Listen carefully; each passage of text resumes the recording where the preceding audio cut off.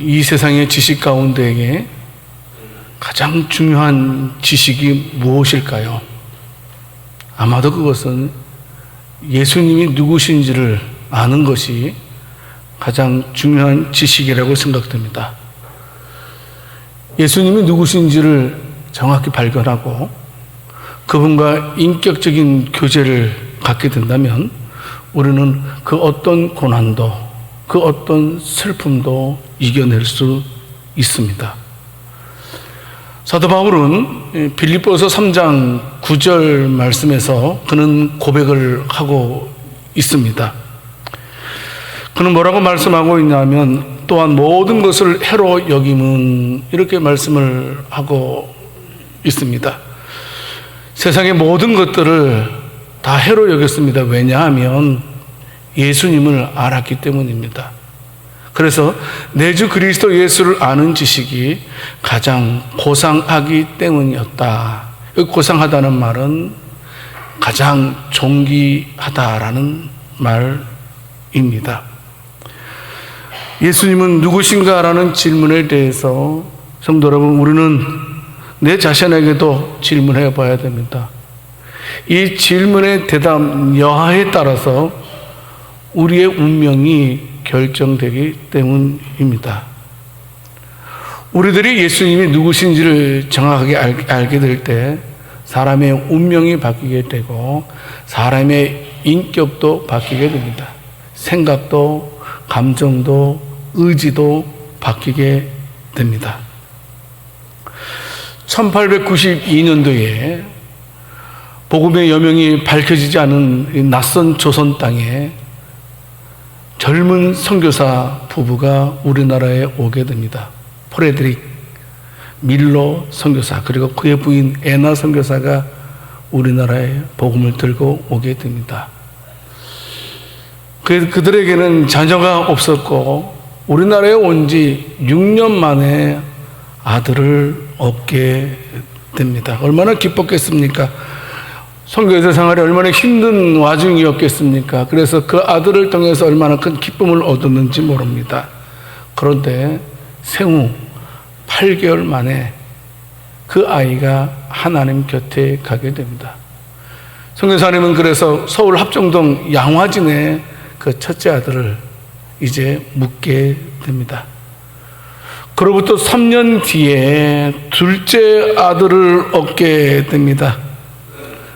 이제 그들은 애나 선교사가 임신을 할 때 10달 동안 얼마나 애타게 그 아들을 기다렸는지 모릅니다. 드디어 1902년 3월 7일 날 둘째 아들이 출생을 하게 됩니다. 그런데 하나님께서는 하루 만에 그 아이를 데려가셨습니다. 둘째 아이도 양화진에 묻히게 됩니다. 1년 뒤, 이번에는 첫째 아들과 둘째 아들을 잃은 그 슬픔에 잠겨 있었던 애나 선교사가 하나님의 곁으로 가게 됩니다. 세상을 떠나게 됩니다. 이제 이 프레드릭 밀러 선교사에게는 자신보다 더 사랑하는 모든 가족들이 다 양화진에 묻히게 됩니다. 이 모든 일을 지켜보았던 조선 사람들이 선교사님에게 질문을 하게 됩니다. 선교사님, 당신이 전하는 예수가 누구이기에 이렇게 당신을 이렇게 힘들게 하는 겁니까? 라고 묻게 됩니다. 이 물음에 대해서 선교사님은 아무 말도 하지 않고 대신 찬송과 가사를 지어서 찬송을 부르기 시작합니다. 예수님은 누구신가? 우는 자의 위로와 없는 자의 풍성이며 천한 자의 높음과 잡힌 자의 노임되고 우리 기쁨 되시네. 예수님은 누구신가? 약한 자의 강함과 눈먼 자의 빛이시며 병든 자의 고침과 죽은 자의 부활되고 우리 생명 되시네. 인간의 힘으로는 도저히 이겨낼 수 없는 불행의 늪에 빠져 있었던 이 프레드릭 선교사님, 그는 예수님을 알았습니다. 예수님은 온 세상의 구주이시고 슬퍼 우는 자의 위로가 되시고 뿐만 아니고 죽은 자의 부활되신다는 사실을 알고 믿고 있었기에 그 어려운 일들을 극복해낼 수 있었습니다. 여러분, 프레드릭 밀러 선교사님은요, 한국에서 많은 일들을 했습니다. 우리가 잘 알고 있는 안창호 선생이 졸업한 그 예수교 학당을 설립한 사람입니다. 예수교 학당은 지금 경신학교 전신입니다. 뿐만 아니고 그 유명한 서울 연동교회 기초를 쌓았고 충북 청주의 첫 번째 선교사로서 44년 동안 하나님의 일을 감당했던 선교사님입니다. 예수님이 누구십니까? 여러분들은 예수님을 누구라 알고 있습니까? 여러분들은 예수님을 만나보셨습니까? 우리 가운데 아직도 예수님을 알지 못하시는 분이 계시다면 우리는 오늘 말씀을 통해서 분명하게 예수님이 누구신지, 예수님이 어떤 분인지를 정확히 알고 참으로 자유를 누릴 수 있는 복된 저와 여러분들이 될 수 있기를 살아계신 주님의 이름으로 축원합니다. 아까 말씀드렸던 프레드릭 밀러 선교사님, 어떤 면에서 보게 되면 절망 속에 빠져있는 그였지만 그가 그 절망 속에 있지 않고 그렇게 복음을 전했던 밀러, 그런 절망 속에 있었던 밀러를 하나님의 도구로 사용하신 예수님, 그 예수님이 어떤 분이신지 오늘 말씀을 통해서 우리는 들을까 합니다. 첫 번째, 예수님은 하나님이십니다. 하나님이십니다. 우리는 간혹 사람들이 예수님에 대해서 이렇게 말합니다. 예수님은 4대 성형 가운데 한 분이다 라고 말을 하게 됩니다. 4대 성인이 누구입니까? 공자, 석가, 예수, 소크라테스라고 말을 하게 됩니다. 그러나 그것은 올바른 지식이 아닙니다. 왜냐하면 예수님은 하나님이시기 때문입니다. 오늘 보면 요한복음 1장 1절 말씀을 통해서 보게 되면 태초에 말씀이 계시니라 라고 말씀을 하고 있습니다. 그런데 여기서 태초라는 말은 영원하다, 불변하다라는 의미를 가지고 있습니다.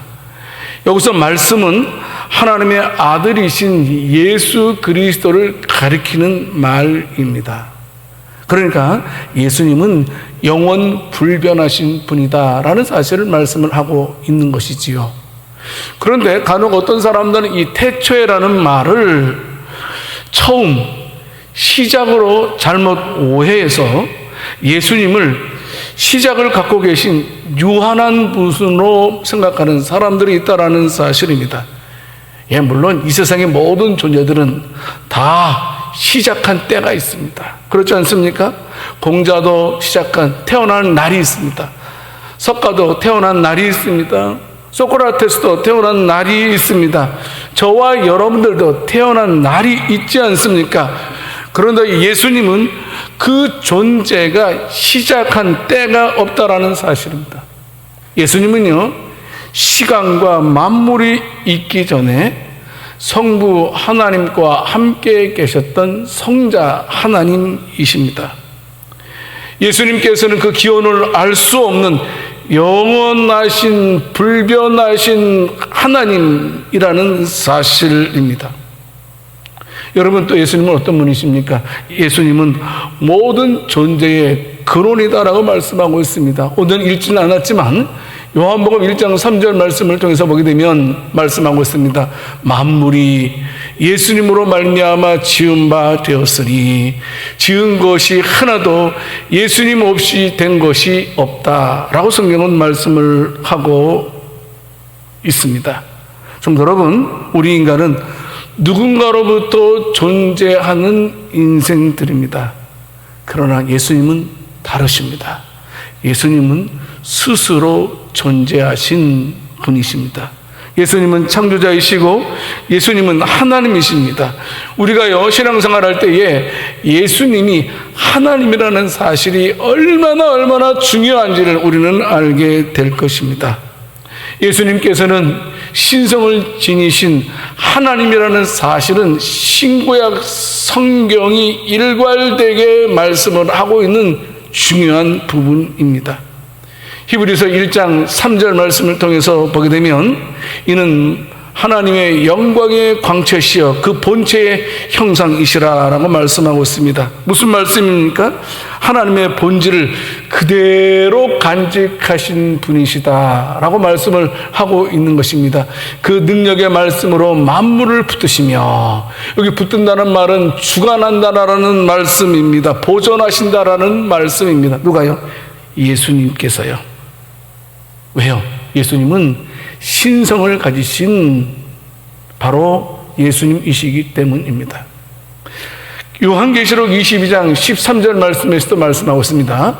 나는 알파와 오메가다. 그리고 처음과 마지막이요 시작과 마침이다라고 말씀하고 있습니다. 이 말씀은 무슨 말씀입니까?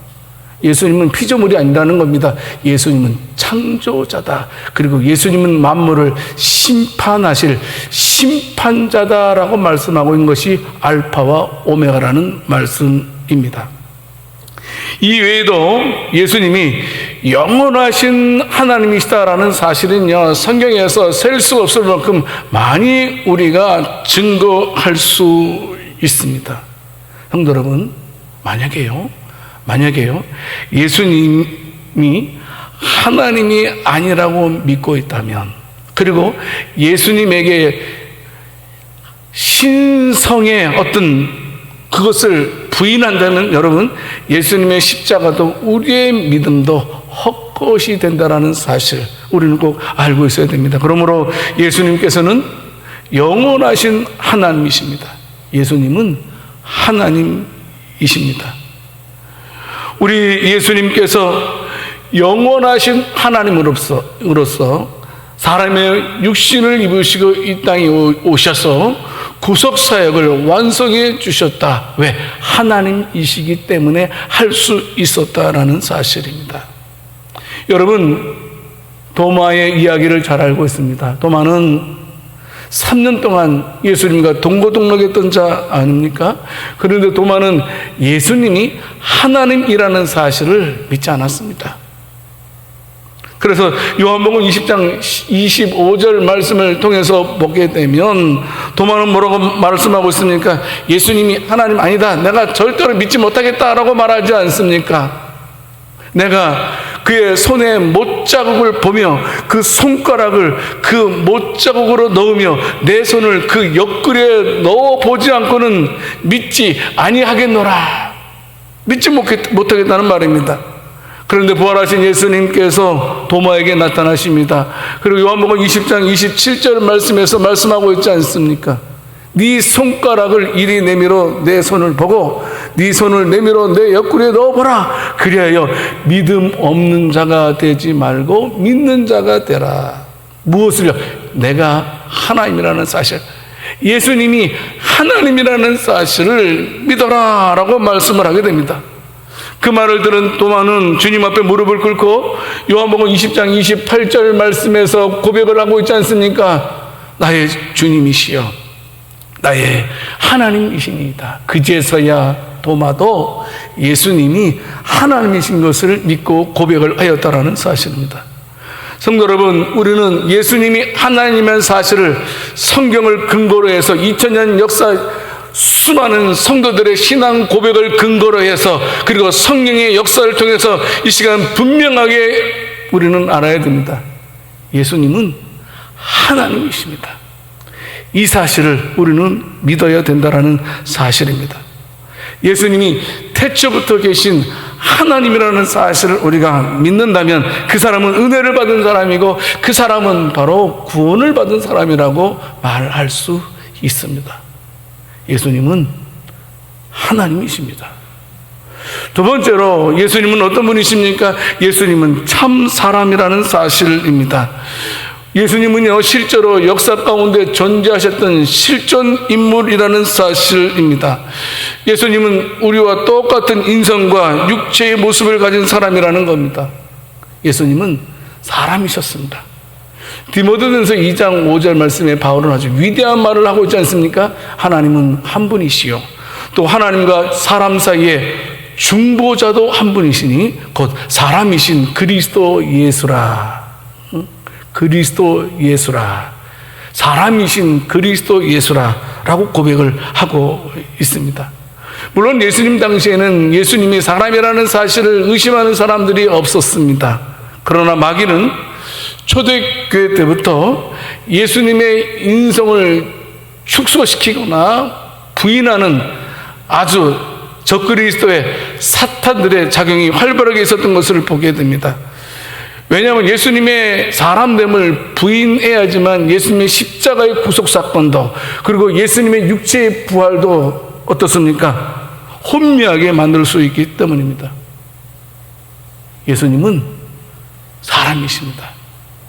예수님께서 사람이라는 사실은 본인 예수님 자신도 증거했던 것을 보게 됩니다. 마태복음 8장 20절 말씀에 보게 되면 예수께서 이르시되 여우도 굴이 있고 공중에서도 거처가 있는데 인자는 머리 둘 곳이 없다. 인자라는 말이 무슨 말입니까? 사람의 아들, 사람인 나는 머리 둘 곳이 없다라고 말씀하셨습니다.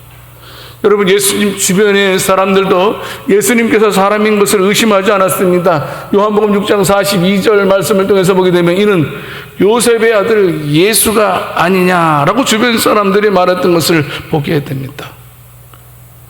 예수님께서 사람인 증거는 무엇입니까? 예수님은 마태복음 4장 2절 말씀을 통해서 보게 되면 똑같이 예수님도 금식한 후에 우리와 같이 줄이셨다라고 말씀하고 있습니다.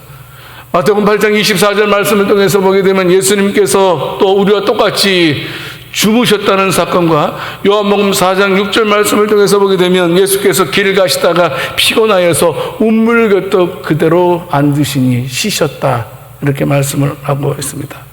예수님도요, 우리처럼 똑같이 안 먹으면 줄이시고 배고프시고, 또 물 마시지 아니하시면 목마르시고, 또 일을 많이 하시면 피곤함을 느끼시는 완벽한 사람이었다라는 사실입니다.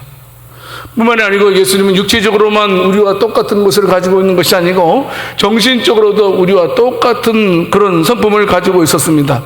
마가복음 3장 5절 말씀을 통해서 보게 되면 완악한 유대인들의 모습을 보고 예수님께서 탄식하면서 노하시는 장면이 기록되어져 있습니다. 그들의 완악함을 보시고 노하셨다. 요한복음 11장 35절 말씀을 통해서 보게 되면 예수님께서는 형제와 같이 지나던 나사로가 죽었을 때에 눈물을 흘리셨다라고 말씀하고 있습니다. 마가복음 14장 34절에서는 예수님께서 십자가에 죽으시기 전날 밤에 여러분 어떻습니까? 내 마음이 심히 고민하여 죽게 되었다 라고 고통을 호소하셨습니다. 성자 예수님은 육신이 되신 사람입니다. 또 반대로 말하면 성자 예수님은 육신이 되신 하나님이라는 사실입니다. 요한복음 1장 14절 말씀을 보게 되면 말씀이 육신이 되어 우리 가운데 거하시네 라고 말씀하고 있습니다. 말씀이 육신이 되었다라는 말씀은 무슨 말씀입니까? 하나님이 사람이 되셨다라는 말씀입니다. 하나님이 사람이 되셨다는 이 진리는요, 우리 기독교에만 있는 진리입니다. 우리는 이 진리를 가리켜서 성육신이라고 말합니다. 인카네이션이라는 말을 들어본 적이 있을 것입니다. 태초부터 계신 하나님께서 육신으로 오신 분이 바로 예수님, 사람으로 오신 분이 예수님이라는 사실입니다. 이것은 놀라운 일이 아닐 수가 없습니다. 하나님이 사람이 되셨습니다. 예수님은 사람이라는 말씀입니다. 여러분, 왜 예수님께서 사람 되셨습니까? 다른 이유 없습니다. 하나님께서 사람 되신 이유는 바로 우리들을 너무나 사랑하시기 때문에 여러분, 우리가 얼마나 비참한 운명에 놓여 있습니까? 죄로 인하여서 비참한 운명에 놓여 있는 저와 여러분들을 구원하기 위해서 대신 비참한 질명을 짊어지시기 위해서 하나님께서 사람으로 오셨다라는 사실입니다. 얼마나 감사한 일입니까? 아니, 하나님께서 우리를 위해서 귀찮은 사람이 되어주셨다는 겁니다. 하나님께서 우리를 위해서 함께 하시기 위해서 사람이 되어주셨다는 겁니다. 하나님께서 우리들에게 생명을 주시기 위해서 사람이 되셨다라는 사실입니다. 성도 여러분, 우리가요, 하나님께서 사람으로 오셨다라는 이 사실을 믿는 것이 얼마나 중요한지 모릅니다. 예수님은 하나님이시면서 사람이십니다. 이 진리는 너무나 중요합니다. 요한일서 4장 2절 3절 말씀을 통해서 보게 되면요, 이 사실을 믿지 않는 사람들은 여러분 하나님께 속한 자가 아니라고 그랬습니다. 이 사실을 믿는 자가 하나님께 속한 자라고 그랬죠. 곧 예수 그리스도께서 육체로 오신 것을 시인하는 영마다 하나님께 속한 것이요, 예수를 시인하지 아니하는 영마다, 그러니까 예수를 시인하지 않는 말은 예수님께서 사람으로 오셨다는 것을 시인하지 아니하는 영마다 하나님께 속한 것이 아니니 이것이 곧 적그리스도의 영이니라. 성경은 이렇게 말씀하고 있습니다. 성도 여러분, 예수 그리스도께서 하나님이라는 사실 못지않게 예수님께서 우리와 똑같은 사람이라는 사실이 얼마나 중요한지 모릅니다. 왜냐하면 예수님께서 인간의 죄를 해결하기 위해서는 사람이 되셔야 됩니다. 특별히 우리의 죄를 사하시기 위해서 사람이 되셨는데 놀라운 특징은 예수님은 죄가 없으신 사람이었다라는 겁니다. 죄가 없으신 사람이기 때문에 우리를 대신할 수 있었습니다. 그런데 왜 우리는 죄가 있고 예수는 왜 죄가 없습니까? 우리는 부정 모혈 관계로 이 땅에 태어났습니다. 죄 있는 부모 사이에서 태어난, 죄 가운데 태어난 우리들이지만, 그래서 우리가 죄인이지만 예수님은 죄와 상관없는 동정녀 마리아에게 성령으로 잉태하셔서 죄 없는 가운데 완전한 사람으로 이 땅에 태어나셔서 우리를 위해서, 우리를 대신해서 십자가를 지실 수 있었던 것입니다. 성도 여러분, 이것은 단순한 우리의 신념이 아닙니다. 성경이 가르쳐주고 있는 것입니다. 하나님이면서 죄 없으신 예수님께서 이 땅에 오셨다라는 사실입니다.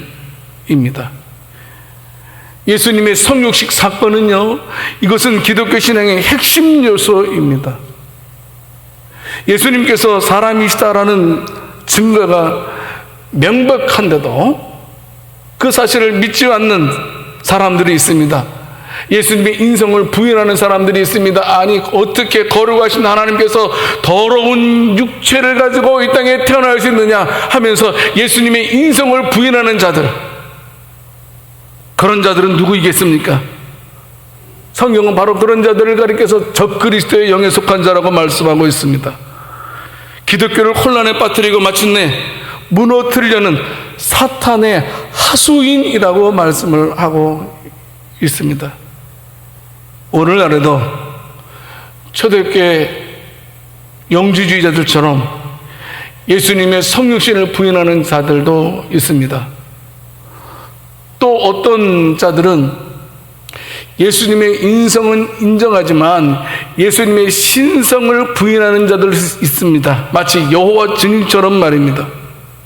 그들, 예수님의 신성만 인정하고 예수님의 인성만 인정하는 모든 자들은 다 적그리스도의 영에 속한 자들임을 우리는 기억하고 그들을 경계해야 된다라는 사실입니다. 오늘 하나님께서 육체로 오신 사실을 믿고 고백하는 저와 여러분들, 바로 그분들이 은혜를 받은 사람들이고 복을 받은 사람이라는 사실입니다. 좀 더 구체적으로, 왜 예수님은 하나님이시면서 또 죄가 없는 사람으로 이 땅에 오셨느냐 하는 겁니다. 이것이 세 번째 중요한 일입니다. 예수님은 누구시냐? 예수님은 세상 죄를 지고 가는 하나님의 어린 양이 되셨다라는 사실입니다. 왜? 하나님이시면서 죄가 없으신 분이기 때문에 세상의 모든 죄를 짊어질 수 있는 유일한 구원자라는 사실입니다. 우리는 먼저 세상 죄를 지고 가는 하나님의 어린 양에 대해서 말씀을 듣기 전에 이 인류의 만연해 있는 죄의 문제가 얼마나 심각한지를 우리는 알고 있어야 됩니다. 로마서 3장 23절 말씀을 통해서 보게 되면 모든 사람이 죄를 범하였으며 라고 말씀을 하고 있습니다. 여러분, 이 죄가 얼마나 심각한지 많은 사람들은 알지 못합니다. 그 죄 때문에 하나님의 영광이 이르지 못했다라는 사실에 대해서 자각하지 못합니다. 여러분, 우리 인간들에게도 아주 무서운 질병들 많이 있습니다. 어떤 질병입니까? 이 자각 현상이 나타나지 않는 그런 질병이 있습니다. 무섭습니다. 이런 질병. 그냥 증세가 바로바로 나타나는 것을 치료할 수 있잖아요. 근데 증세가 나타나지 않는 무슨 질병들이 있지 않습니까? 암 종류들 대표적으로 그렇지 않습니까? 죄는 무서운 것입니다. 죄는 그 어떤 질병보다도 가장 무서운 것입니다. 왜 그렇습니까? 로마서 6장 23절 말씀에서 말하지 않습니까? 죄의 삭은 사망이기 때문입니다. 그래서 죄의 문제를 해결하지 않고서는 절대로 우리는 영원한 죽음에서 벗어날 수 없습니다. 지옥에 떨어진다는 겁니다. 여러분, 요새 지옥 얘기하면 많은 사람들이 비웃습니다. 오늘날에도 지옥 이야기를 하게 되면 우리들을 향해서 어리석은 모습으로 우리를 바라보게 됩니다. 그러나 분명한 것은 죄의 삭은 사망입니다. 성자 하나님이 인간의 몸을 입으시고 이 땅에 오신 이유가 뭐냐? 우리를 구원하기 위함입니다. 단순하게 성현이 되기 위해서 인간의 몸을 입으시고 이 땅에 오신 것이 아니라는 겁니다. 예수님께서 육체를 입고 사람으로 오신 그 이유는 다른 이유가 아닙니다. 인간의 구원을 위한 대속제물이 되시기 위해서. 여러분, 죄 없는 사람만이 죄 있는 사람을 위해서 대신 죽어줘. 죄 있는 사람이 죄 있는 사람을 위해서 대신 죽어줄 수 없습니다. 하나님이신 그분이 죄 없는 인간으로 오셔서 죄 있는 저와 여러분들의 죄를 다 짊어지기 위해서 이 땅에 오셨다라는 사실입니다. 좀 더 구체적으로 말씀드리면, 우리가 구약을 보게 되면 어떻습니까? 레위기서를 본다든지 다 여러 성경을 보게 되면 어린 양에 대한 이야기가 많이 나오고 있습니다. 구약에 나타나는 어린 양은 죄를 사하기 위해서 제물로 바쳐진 어린 양들로 소개되고 있는 것입니다. 여러분, 어린 양을 잡습니다. 불에 태웁니다. 그리고 제사를 드립니다. 왜 잡습니까? 우리의 죄를 대신하는 겁니다. 죄의 삭은 사망이라고 했기 때문입니다.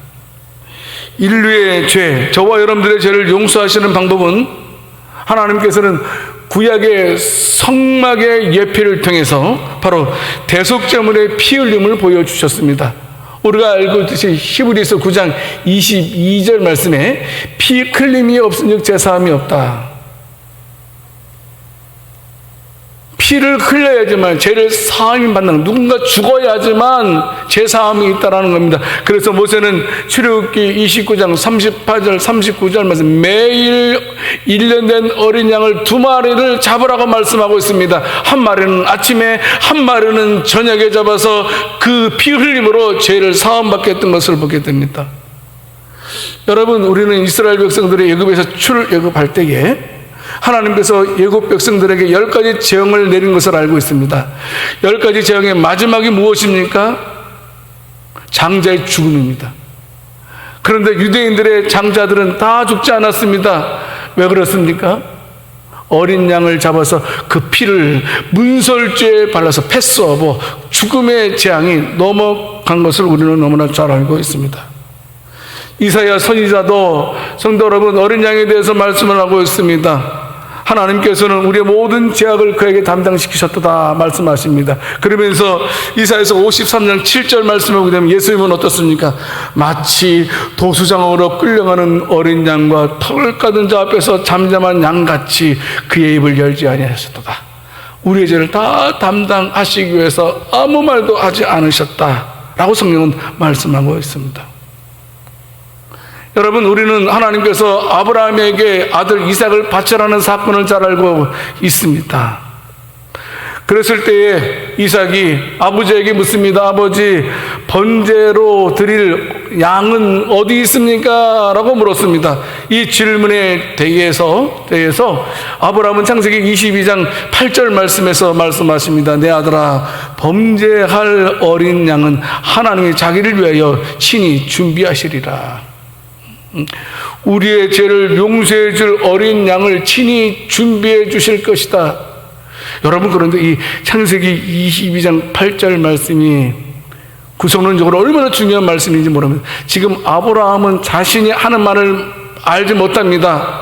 장차 이제 예수님께서 어린 양으로 오셔서 우리를 위해서 죽게 될 것이라는 사실을 아브라함은 그 사실도 모르고 지금 말을 하고 있는 것입니다. 예수님은 모든 예언을 성취하신 하나님의 어린 양입니다. 성도 여러분, 우리의 죄를 사하기 위해서 바쳐진 하나님의 어린 양, 내 죄를 짊어지시기 위해서, 내 모든 죄를 대신 짊어지기 위해서, 내 죄를 대신해서 죽어주시기 위해서 세상 죄를 지고 가는 하나님의 어린 양이라는 사실입니다. 이 사실을 믿으시기 바랍니다.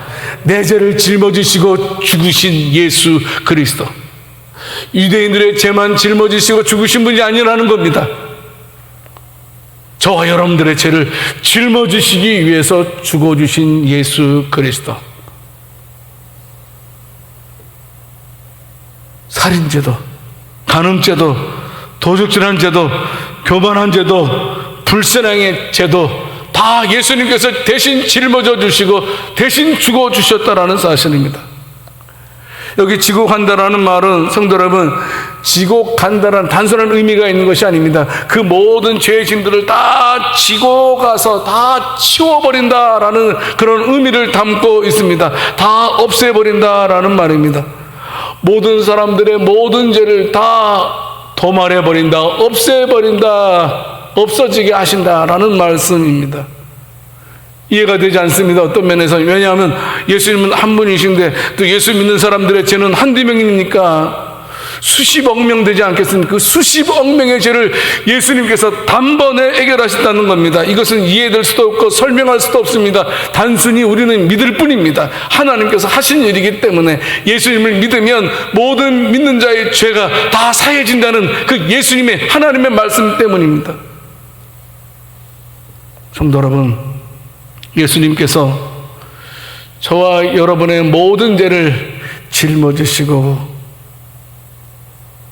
죽으신 하나님의 어린 양이심을 믿습니까? 이것을 믿어야 됩니다. 믿으시면 복받은 자입니다. 보라, 세상 죄를 지고 가는 하나님의 어린 양이로다. 보라, 너의 죄를 지고 가는 하나님의 어린 양이로다. 보라, 너를 대신해서 대신 죽을 어린 양이로다. 보라, 보라. 여러분, 우리가 할 일은 다른 것 없습니다. 우리를 대신해서 죽으실 어린 양을 바라보는 일밖에 없습니다.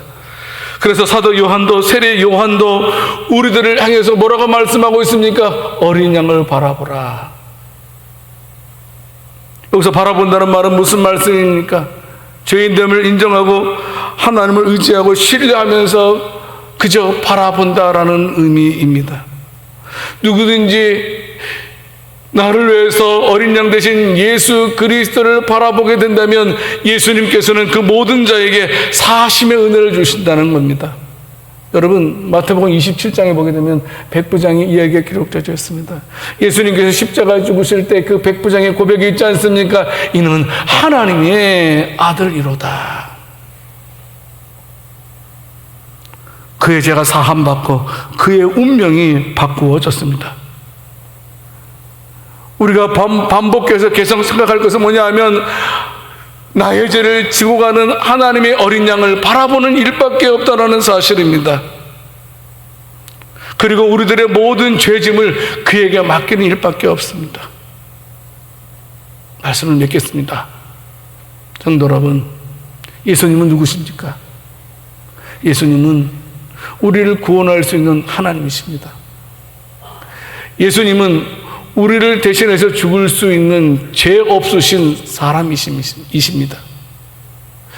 예수님은 하나님이시고 죄 없는 사람이시기 때문에 우리를 대신해서만 우리를 대속할 수 있는 유일한 구원자라는 사실입니다. 예수님을 유일한 구원자를 믿는 자들에게 하나님께서 놀라운 구원의 은혜를 베풀어 주시는 줄을 믿으시기를 바랍니다.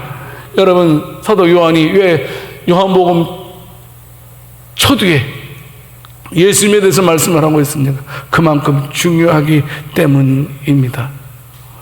우리는 베드로의 신앙 고백을 잊어서는 안 됩니다. 예수님께서 베드로에게 묻지 않습니까? 너희는 나를 누구냐라고 말했을 때에 베드로는 마태복음 16장 16절에서 그는 고백합니다.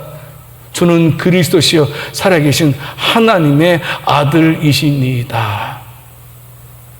여러분, 여기서 그리스도라는 말은 메시아라는 말입니다. 또 이제 우리가 좀 포괄적으로 보게 되면 사람이라는 말씀입니다. 죄가 없으신 분이 우리를 구원할 사람이라는 뜻입니다. 살아계신 하나님의 아들이라는 말은 무슨 말입니까? 사람의 아들은 사람입니다. 하나님의 아들은 무슨 말입니까? 하나님이라는 말씀입니다. 그 말을 고백한 베드로에 대해서 예수님께서 칭찬하시는 모습을 우리는 잘 알고 있습니다. 성도 여러분, 저와 여러분들도 오직 예수 그리스도만이 주는 그리스도시요 살아계신 하나님의 아들이심을 믿고 끝까지 승리할 수 있는 복된 저와 여러분들이 될 수 있기를 살아계신 주님의 이름으로 축원합니다. 오직 예수님은 하나님이시고 사람이시고 우리의 유일한 구원자 어린 양 되신다는 사실을 믿고 살아가는 복된 저와 여러분들이 다 될 수 있기를 살아계신 주님의 이름으로 축원합니다. 하나님 아버지, 오늘은 예수님만이 우리의 유일한 구원자이심을 알게 되었습니다. 우리들로 예수님 닮아가는 저희들 되게 하시고 예수님만이 나의 죄의 문제를 해결할 수 있는 분임을 명심하고 그분만 바라보고 그분만 따라가는 우리들 되게 해 주시옵소서. 감사드리옵고 우리 주 예수 그리스도 이름으로 기도드립니다. 아멘.